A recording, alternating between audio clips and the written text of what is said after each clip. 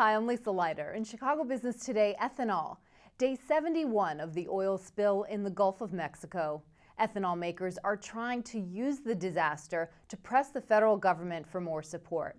The industry has launched its first ever national television ad campaign, spending $2.5 million to send messages like no beaches have been closed due to ethanol spills.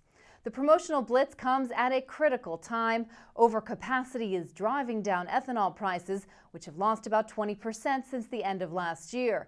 And producers like Richard Ruby are trying to lobby the Obama administration to allow more ethanol in Americans' gas tanks. We don't think about it as taking advantage of, this terrible calamity, but we do want to make a point and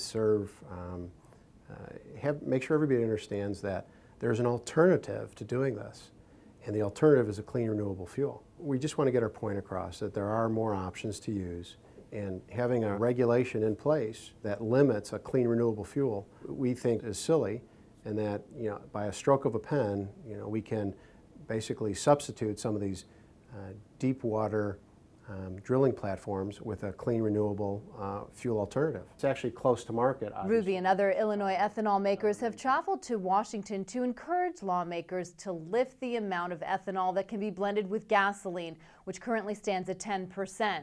The Environmental Protection Agency recently delayed a decision on raising the level to 15%, saying more tests are needed.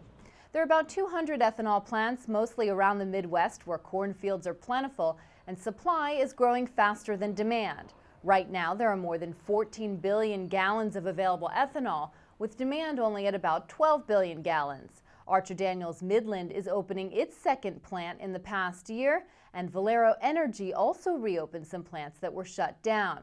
Dale Richardson's firm has an interest in about 20 ethanol plants. And the industry can't run at capacity because it's limited by that 10% blend limit.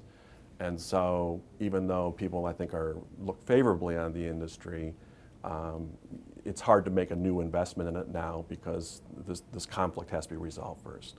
The main opponents to increasing the amount of ethanol allowed, the oil industry, of course, and also the nation's car makers and retail gas stations who are concerned about liability issues.